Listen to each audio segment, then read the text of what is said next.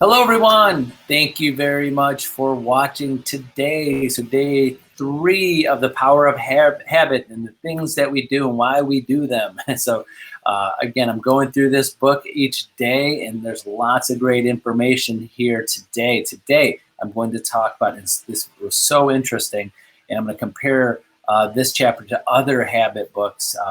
And it was great to see two different sides of some theories. But today's topic is the habits that change other habits. And in this section of the book, the author uses lots of great examples of companies and things that and experiences that he's researched and what companies have done to change their employees, how they track their customers, how they train their employees. It's so neat, to see that interesting how companies really look at habits, not just for their customers, but their employees and how they run more efficiently. So today I'm going to kind of go through some examples of what he uses in the book, but also kind of how to use it in your life a little bit too, and with real estate. So first, the author talks about keystone habits that are so important that you do or you can be doing that will affect the rest of the things that you can be doing,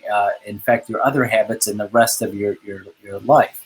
One of the examples he used in the book, a company and a CEO of a company called Alcoa, and how they changed back in the day before real employee safety and company safety was very important. The CEO show that if you change the habits of the whole company, instead of churning out product and seeing results and how you get things produced, but really focus on safety first, making sure the process is safe, making sure the employees are safe, making sure everything is safe first. Actually, at the thought process, sometimes people thought that would slow down the process. But when you're focused on safety, it actually, in this case, the author was explaining that it actually helped with efficiency, helped with production, and helped keep the employees focused on getting things done, but in a safe way.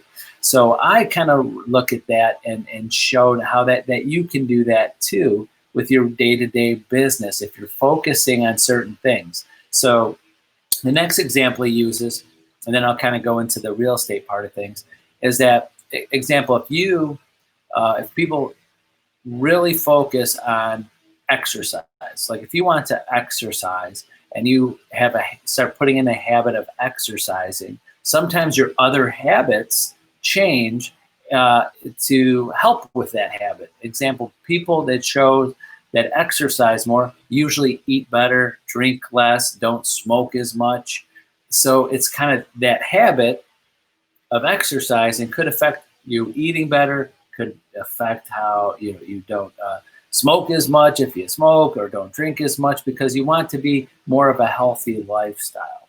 I put that into real estate, into business, as you as an individual business and your own employee and employer, is that if you get up early and you're going to really at the beginning of each day try to do something, read to better yourself, get yourself organized, spend half hour of organizing what you want to accomplish for the day, meditate, get yourself mentally ready for what you want to accomplish for the day. So my feeling is, and when I was reading this part of it, I was like, wow, if you really focus on what you want to accomplish for the day, get it organized, mentally prepare for it, then the rest of the day might be more productive. Similarly to the example I just used, like what the author was explaining, if people who exercise end up eating better and being more healthy. And usually I would expect that if someone did that more in the morning, I bet that, I've never read the actual statistic or report that shows this 100%, but I would think if someone who's exercising in the morning might go, I don't want to waste that exercise and ruin it for the rest of the day, every day. So I feel if you start your day off well and you focus on on what you want to accomplish, you may accomplish those things easier, more efficiently throughout the rest of the day. Now, another thing he brings up about is willpower. What I loved about his examples of willpower was that this is actually different than some of the other habit books. Like the other book that I went over was The Atomic Habits. That author was not big on willpower. He just said you can't live on willpower alone. Just willpower and not having a long-term habit doesn't last long. But this is willpower is a little bit different. What he mean by willpower, he uses an example in there, is that people with more willpower sometimes are more successful and productive. And he uses an example, and I remember seeing this years ago on a TV program. It was the marshmallow experiment. And the experiment was, if you sit down with children, and I forget their ages, probably like 6, 7, very young, and you put a marshmallow in front of them, and you said, you can have this marshmallow now, one, but if you wait 15 minutes, you're going to get 2 marshmallows. And then they tracked the children, like their how they were the rest of their year in school, and how they produced, and how they were successful in their classes and their work. And they found that the kids that had more willpower, that will wait 15 minutes to get 2 marshmallows, actually did better than the kids that wanted that marshmallow now instead of wait. So the author brings that point up, is that people that have more willpower can be more productive. But he also said you can learn willpower. And another example he used, which is really neat, was Starbucks and how they train their employees. I never worked at Starbucks, but I've been to Starbucks before, and I've seen a little bit about their culture, and I noticed what their employees do. And one of the willpower, one of the things that they said, was just about their attitude. If you've ever been there, it seems like the clients or the employees have a little bit better attitude. Are all those people happy every day? No, but they make, it's more of a willpower to make sure it's a better, happier environment. And also they train them how to handle adversity, handle problems a little bit more. They had this one great thing that they referred to, the latte effect, or a latte training. And what latte was, and I wrote this down in my notes, is listen, acknowledge, take action, thank, and explain. And then they taught that to their employees to have willpower. If there's a upset customer about something, they did a lot of role playing in their training of employees, and it was the latte, to listen to the people's problems, acknowledge what the problem is, take action to try to help with that problem, thank them, and explain the process to them. So I think that's great. Because something that we could use in our business in real estate. Listen, acknowledge, take action, thank, and explain. Latte. That's something that I really enjoyed reading that part of the book, and explain just how to handle, because we deal with a lot of problems sometimes in transactions, and we have to learn on how to handle people and how to help them and how to be more cheerful. So you can have willpower. I know a lot of you out there that have been in real estate a long time know you have willpower, because there's been many times where your patience has been pushed to the limit by customers or other agents or title people or mortgage people. It's a stressful thing sometimes going through a real estate transaction. So I'm sure you know that you have the ability to have that willpower there. And then I'm going to, 2 other quick examples. Again, lots of examples and ideas, like one he used about teamwork, and how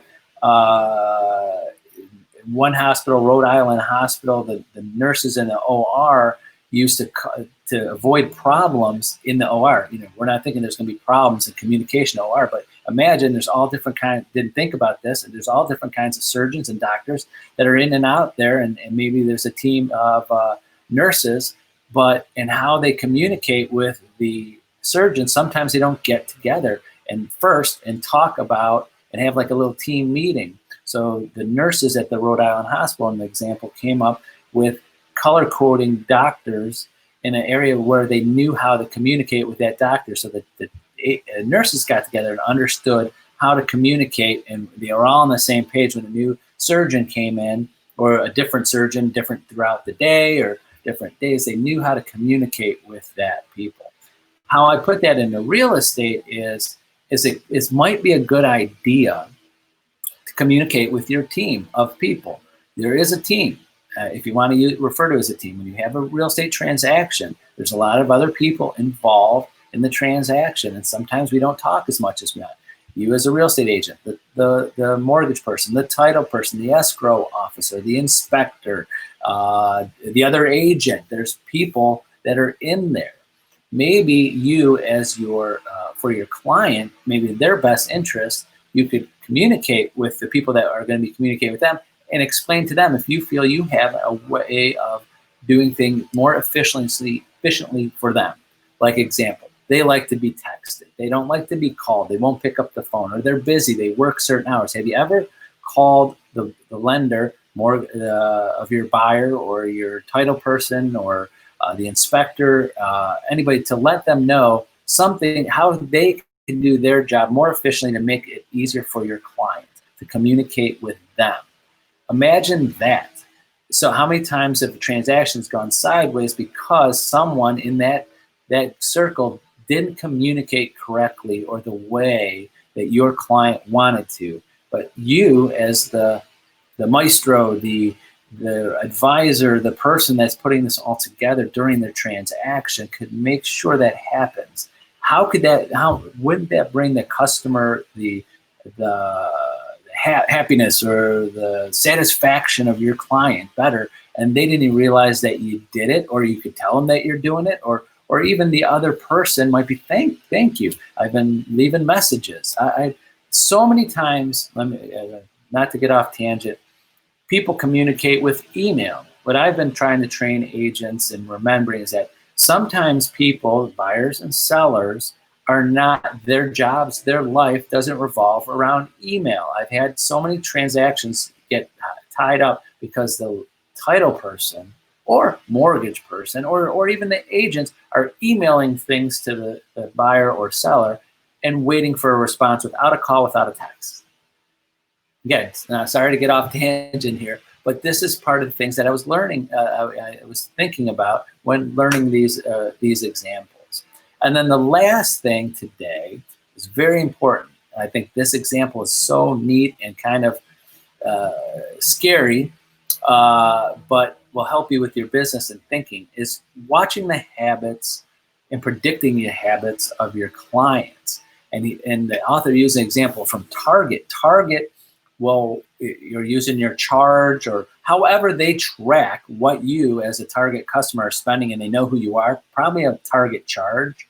They've already have the analytics, if you want to say, to watch what people are buying, to know when they're about to buy a house, when they're about to have a baby, when they have life-changing things coming up in their lives. They watch their spending, and then they start sending them coupons and advertisements to buy certain things so they come back to the store. So in the example the author used, that Target's tracking people and watching when they're spending. They know what certain things that they're buying might show, like if they bought a new house, or buying certain items, they know that they might have just bought a new house or about to buy a new house. We'll send them stuff for that. They know when people buy certain things, that means they might are about to have a baby or might be getting ready to have a baby, and then they start pumping them with coupons and advertisements that get them back to the store to buy those products. Like, oh, I didn't know Target had those products. Now, you could do the same thing for real estate without having all the analytics and all of that, but we have that in social media. If you're watching and taking an eye of your database of people and watching what they're doing, you're seeing their last child graduate from high school or college, or they just having a baby, or any life change. They just got a new job. You see them change jobs. If you're watching them, you can paint this picture too that might increase some chances of buying or selling a house quicker. Remember, I said this many times before, every single client person in your database that you have is a potential client that can be buying or selling a house is sometime in the future.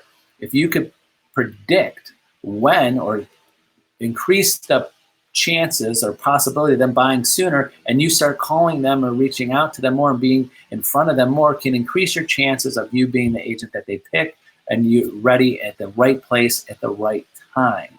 Right now, all the big real estate companies, Zillow, all the big real estate companies and franchises are trying to get data on people to try to predict when they're going to buy, when they're going to sell, so they could have their brand or their services in front of them. You can do the same thing. It's just watch a little bit of watching what people are doing, seeing what they're doing with their habits changing. So you can do that too. And if you do that effectively and keep notes, like example, you're following up with someone you see in your notes, I'm following up with this person once a year, and all of a sudden you see life-changing events, change that to once every 6 months, change it to once a quarter. If you see, you can move people around on how often you want to communicate with them when you see these things happen. So you could use that kind of thing, watch their habits. So hopefully that helps you a little bit. I mean, this was a great, neat part of the book and all the different examples of how different companies train their employees, watch their customers, get them to be more efficient and effective. It's a really neat chapter. So if you get the book, please read this. There's a lot more in it than I went over. So that's all for today. Thank you very much for watching. Hope that helps out and gives some things to think about. And tomorrow, day 4 at 11. Hope to see you there. And again, thanks for watching. Bye-bye.